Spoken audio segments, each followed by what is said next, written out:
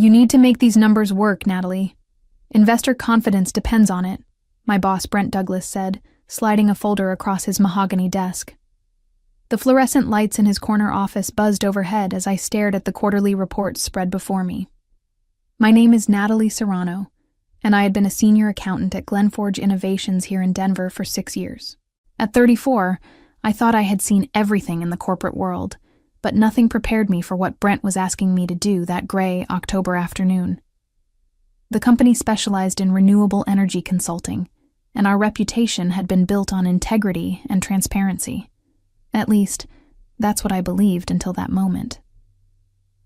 I don't understand what you mean by make them work, I said carefully, though the knot in my stomach told me I understood perfectly. The quarterly figures showed a significant loss in the third quarter, primarily due to 3 major contracts falling through and unexpected equipment failures at our wind farm projects.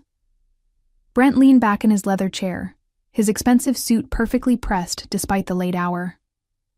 Come on, Natalie. You've been here long enough to know how these things go. We need to show growth, not decline. Our investors are expecting a 15% increase, and these numbers... He gestured dismissively at the reports. These won't cut it. I felt my heart race as I looked at the actual figures again. We were showing a 12% loss, not the 15% gain he wanted reported. Brent, these are the real numbers. I've triple-checked everything. The Westmont contract fell through in September, and the Colorado Springs project had those turbine issues that cost us nearly $2 million. Then find a way to reclassify those expenses, he said, his tone growing sharper. Move them to next quarter. Adjust the depreciation schedules. Do whatever you need to do. I don't care how you fix it, just fix it. The office felt smaller suddenly, the walls closing in around me. Outside his window, I could see the Rocky Mountains in the distance, their peaks dusted with early snow. Those mountains had always reminded me why I loved working in Denver, but now they seemed like silent witnesses to what felt like a betrayal of everything I stood for.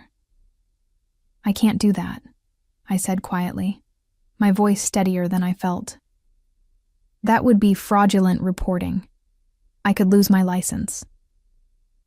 Brent's expression darkened, and I saw something in his eyes that made my blood run cold.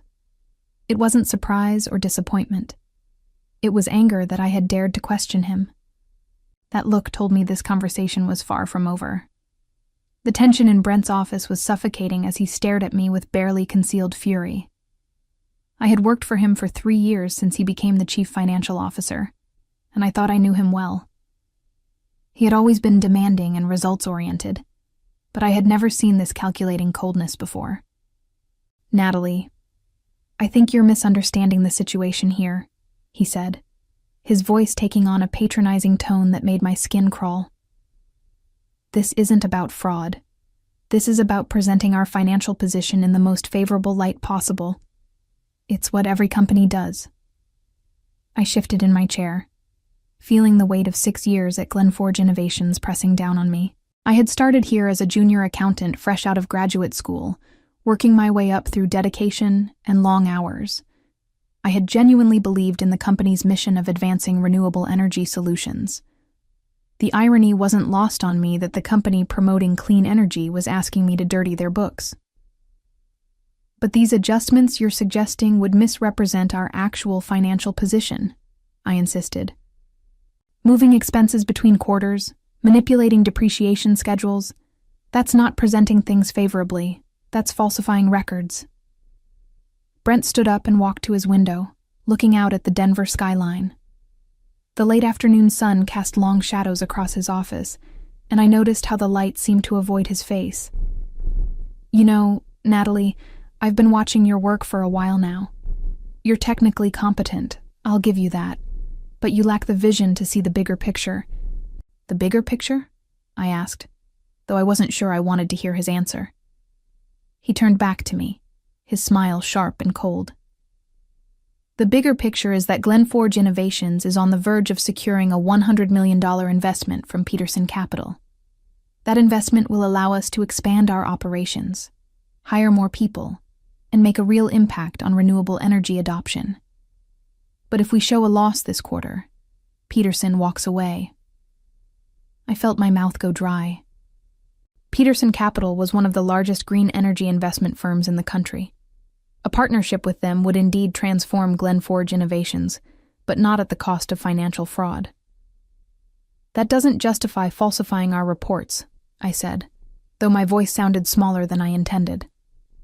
Brent's smile widened, but there was no warmth in it. Think about it over the weekend, Natalie. Think about what's more important, your rigid interpretation of accounting principles, or the future of clean energy. We'll talk again on Monday. As I left his office, I couldn't shake the feeling that I was walking into a trap. That weekend was the longest of my life. I sat in my apartment in the Highlands neighborhood, staring out at the city lights and wrestling with what Brent had asked me to do. My cat Phoenix seemed to sense my distress and stayed close, purring softly as I tried to make sense of the situation. I kept thinking about my father, Miguel, who had immigrated from Mexico with nothing but a fierce work ethic and an unwavering belief in doing the right thing. He had worked construction for 30 years, sending me to college with money earned through back-breaking labor and absolute honesty. Mija, he used to tell me, your reputation is the only thing no one can take from you unless you give it away. On Sunday evening, I made my decision. I would not falsify the reports, no matter what Brent threatened. But something in his demeanor on Friday had made me uneasy, so I decided to protect myself. I drove back to the office building, using my access card to enter after hours. The building was eerily quiet as I made my way to my cubicle on the 14th floor. For the next 3 hours, I methodically copied every document I could access related to our quarterly financials. Emails, spreadsheets, internal memos, budget projections. Everything. I encrypted the files and stored them on multiple external drives, then uploaded copies to a secure cloud storage account I created specifically for this purpose. Call it insurance, call it paranoia, but my instincts told me I would need proof of the company's actual financial position if things went badly. Monday morning arrived with a gray Denver sky that matched my mood. I dressed carefully in my navy blue suit, professional armor for what I suspected would be a battle. As I walked into the building, I noticed Brent's Porsche was already in the executive parking garage. He was clearly eager for our conversation. I had barely settled at my desk when his assistant, Victoria, appeared beside my cubicle. "Mr. Douglas wants to see you immediately," she said, her usually friendly demeanor replaced by cold professionalism. The way she said it, without her usual smile or small talk, told me that word of Friday's conversation had spread. As I walked toward Brent's office, I felt my colleagues' eyes on me. Some looked curious, others sympathetic, but most seemed eager to avoid being associated with whatever was happening. I had worked with these people for years, shared coffee breaks and celebrated promotions together, but now I felt completely alone. Brent's door was open, and I could see him sitting behind his desk with what looked like a prepared folder in front of him. His expression was calm, almost serene, which somehow made the situation feel more ominous than if he had been obviously angry. "Come in, Natalie," he said, his voice carrying an odd formality. "Close the door behind you. We have some things to discuss." I closed the door and took the chair across from Brent's desk, the same chair where I had sat on Friday when this nightmare began. The folder in front of him was labeled with my name, and I could see what looked like official letterhead beneath the cover. "I hope you used the weekend to reconsider our conversation," Brent said, folding his hands on his desk. His tone was casual, but there was steel underneath it. "Have you thought about what I asked you to do?" "I have," I replied, trying to keep my voice steady. "And I can't do what you're asking. I won't falsify financial reports, Brent. There has to be another way to handle the Peterson Capital situation." His expression didn't change, but something flickered behind his eyes. "I see. Well, that's unfortunate, but not entirely unexpected." He opened the folder and slid a document across the desk to me. "In that case, I'm afraid we need to discuss your future here at Glenforge Innovations." My heart sank as I looked at the document. It was a termination letter, already prepared and dated for today. The reason given was performance issues and failure to adapt to evolving business requirements. I felt a surge of anger at the vague language designed to protect the company from any wrongful termination claims. Performance issues? I said, unable to keep the indignation out of my voice. Brent, you know my performance has been exemplary. I've never had a negative review. That was before you demonstrated an inability to work collaboratively with management, he said smoothly. Your refusal to work with me on this project shows a concerning lack of team spirit. I stared at him, finally seeing him clearly for what he was. This wasn't about performance or team spirit. This was about eliminating anyone who might stand in the way of his fraudulent scheme. You're firing me because I won't commit fraud for you.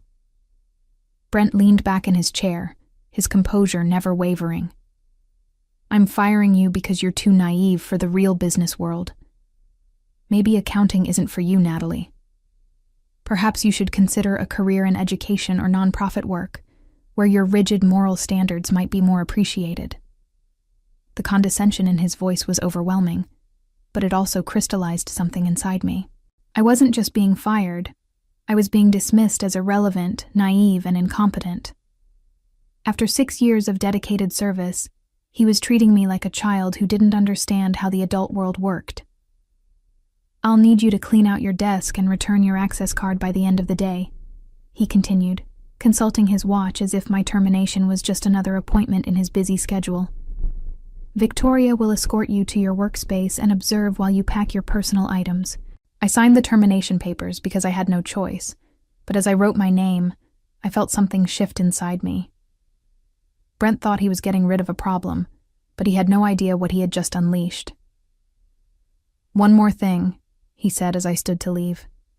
You signed a non-disclosure agreement when you started here. I trust you remember the terms regarding confidential company information. The threat was clear, even wrapped in legal language. He was warning me to keep quiet about what I had seen and heard. I nodded silently, not trusting myself to speak without revealing the fury building inside me. As Victoria appeared at the door to escort me out, I took one last look at Brent. He had already turned his attention to his computer screen, dismissing me as if I had never existed. He thought this was over, but he was wrong. He had no idea that his worst nightmare was just beginning. The walk from Brent's office to my cubicle felt like a funeral march. Victoria walked beside me, her clipboard in hand and her expression carefully neutral. I could feel the eyes of my colleagues following us, but no one spoke. The entire floor seemed to hold its breath as news of my termination spread through the office grapevine. My cubicle looked exactly as I had left it on Friday. Family photos, my favorite coffee mug with the Colorado flag on it, the small succulent plant that had somehow survived 3 years of office fluorescent lighting.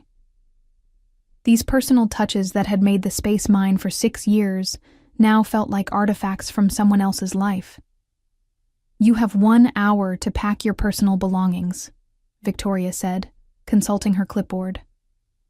I'm required to observe to ensure no company property is taken. I nodded and began gathering my things, my mind racing even as my hands worked automatically. The encrypted files I had copied over the weekend were safely stored at home, but I needed to be careful not to give any indication that I had taken anything from the office. Victoria watched me with the intensity of a security guard, making notes on her clipboard about everything I put in the cardboard box. As I packed my desk drawer, I found the business card that Janet Rodriguez, a reporter from the Denver Business Journal, had given me 6 months ago. She had been writing an article about women in renewable energy finance and had interviewed several of us at Glenforge Innovations. At the time, I had been proud to represent the company in a positive light. Now, that business card felt like a lifeline. Personal effects only, Victoria reminded me as I hesitated over a stack of industry publications. Those belong to the company. Of course, I said, slipping Janet's business card into my pocket while Victoria was distracted by someone asking her a question. The move was subtle, natural, and completely unnoticed. My colleague Jessica appeared at my cubicle as I was packing the last of my personal items. She had started at Glenforge Innovations the same week as me 6 years ago, and we had become close friends. Her face was pale with shock and concern. "Natalie, what happened?" she whispered, glancing nervously at Victoria. "Everyone's saying you were fired, but that can't be right." I looked at her for a long moment, wanting desperately to tell her the truth, but knowing I couldn't. Not here, not with Victoria watching and listening to every word. "I disagreed with management about some accounting practices," I said carefully. "It seems they felt my position was no longer sustainable." Jessica's eyes widened with understanding. She was an accountant too, and she knew exactly what kind of disagreements could lead to sudden termination. "I'm so sorry," she said quietly. "This isn't right." "Thank you," I said, meaning it. It was comforting to know that at least one person saw through the company's narrative about performance issues. As I carried my box toward the elevator, I passed the conference room where the quarterly review meeting was scheduled for Thursday. Through the glass walls, I could see the presentation materials already set up, ready for Brent to present his falsified numbers to the board and potential investors. The sight made my stomach turn, but it also strengthened my resolve. By the time I reached the parking garage, I had made my decision. Brent thought he had silenced me with threats about non-disclosure agreements and professional reputation. He thought I would slink away quietly, grateful to avoid a public scandal. But he had underestimated me completely. As I drove home through the Denver traffic, I was already planning my next move. That evening, I sat in my apartment with the encrypted files spread across my laptop screen and Janet Rodriguez's business card in my hand. The weight of what I was about to do settled on my shoulders like a heavy blanket, but I knew there was no turning back. Brent had made his choice when he decided to fire me rather than abandon his fraudulent scheme. Now I would make mine. I called Janet's number, and she answered on the second ring. Denver Business Journal, Janet Rodriguez speaking. "Hi, Janet. This is Natalie Serrano. We met about 6 months ago when you interviewed me for your article about women in renewable energy finance." "Of course I remember you," Janet said, her voice warming with recognition. "You work at Glenforge Innovations. How are you?" "Actually, I worked at Glenforge Innovations. I was terminated today." I took a deep breath. "Janet, I have a story that I think you should hear. It involves financial fraud, investor deception, and a company that's about to betray everything it claims to stand for." There was a pause on the other end of the line. "Those are serious allegations, Natalie. Are you sure you want to go on the record with something like this?" "I'm sure," I said, surprised by the steadiness in my own voice. "But I need to know that you'll investigate this thoroughly. I have documentation, but I want to make sure this story is bulletproof before it goes public." Janet's journalist instincts kicked in immediately. "Can you meet me tomorrow morning? There's a coffee shop called Highlands Coffee on 32nd Avenue. I can be there at 8 a.m. "I'll be there," I said. "And Janet, bring a photographer. I have a feeling this is going to be bigger than just one company's financial irregularities." After hanging up with Janet, I spent the rest of the evening organizing my evidence. The encrypted files contained everything Brent thought he had hidden. The real quarterly numbers, his emails discussing the need to massage the data, and most damning of all, a recorded voicemail he had left for his assistant discussing the Peterson Capital meeting and how the adjusted numbers would guarantee the investment. But as I reviewed the evidence, I realized that going to the press wasn't enough. Financial fraud was a federal crime, and if Brent was willing to fire me to hide his activities, he would probably try to destroy evidence and intimidate other employees once my story went public. I needed to involve law enforcement before he had a chance to cover his tracks. I researched the Securities and Exchange Commission's whistleblower program and found their online reporting portal. The process was more straightforward than I had expected, but the weight of what I was doing made my hands shake as I typed my report. This wasn't just about revenge or justice. I was potentially destroying careers, ending relationships, and exposing criminal activity that could send people to prison.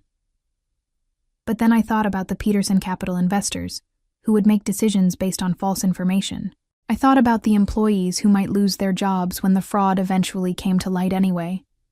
I thought about my father's words about reputation and integrity. By midnight, I had submitted a detailed report to the SEC, complete with all the documentation I had gathered. The automated response told me that an investigator would review my submission and contact me within 72 hours. I fell asleep that night with my laptop still open, the screen glowing in the darkness like a beacon of hope.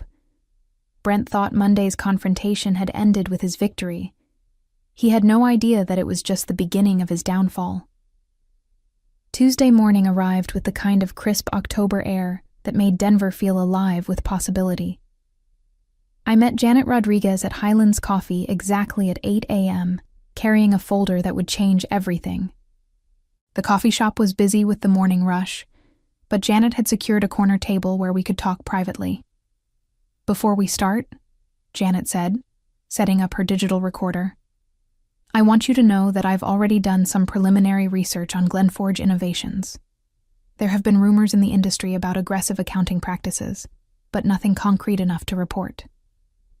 I slid the folder across the table to her. "Here's your concrete evidence." For the next 2 hours, I walked Janet through every document, every email, every piece of evidence that showed Brent's fraudulent scheme. Her expression grew more serious with each revelation, and I could see the journalist in her calculating the scope and impact of the story. "This is incredible," she said finally, looking up from the documents. "Natalie, you realize this could bring down the entire company? And probably several careers along with it?" "I realize that," I said quietly. "But what's the alternative? Let them defraud investors and continue operating on false pretenses? How many more people will get hurt if this continues?" Janet nodded, her respect for me evident in her expression. "You're right, of course. This story needs to be told." She paused, studying my face. "But I have to ask, are you prepared for the backlash? Brent Douglas isn't going to take this quietly, and he has resources to fight back." I thought about my father's words, about integrity and reputation. "I'm prepared," I said. "The truth needs to come out, whatever the consequences." Janet smiled and extended her hand. "Then let's make sure the truth gets told properly. I'll have this story ready for tomorrow's edition." Wednesday morning, I woke up to 17 missed calls and 43 text messages. The Denver Business Journal had published Janet's article online at 6 a.m., and by 7 a.m., it was trending on social media. The headline read, "Glenforge Innovations CFO accused of investor fraud in whistleblower report." My phone rang again. It was Agent Patricia Wong from the SEC. "Miss Serrano, I'm calling about your whistleblower report. We've reviewed your evidence and we're opening a formal investigation. Can you meet with me this afternoon?" "Of course," I said, my heart racing with a mixture of fear and vindication. "There's something else," Agent Wong continued. "Based on the severity of your allegations and the strength of your documentation, we're coordinating with the FBI's Financial Crimes Division. They'll be executing search warrants at Glenforge Innovations this morning." I nearly dropped my phone. "This morning?" "In about 2 hours," she said. "I wanted to give you advance notice because there's going to be significant media attention. Are you prepared for that?" Before I could answer, my doorbell rang. Through the window, I could see news vans already gathering on my street. The story was bigger than even Janet had predicted. By 9 a.m., federal agents had descended on Glenforge Innovations.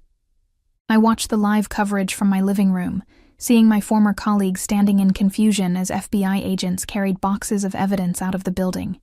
The cameras captured Brent being escorted from his office, his face pale, and his hands visibly shaking. The reporter on scene announced that the company's stock had been suspended from trading and that criminal charges were expected to be filed within days.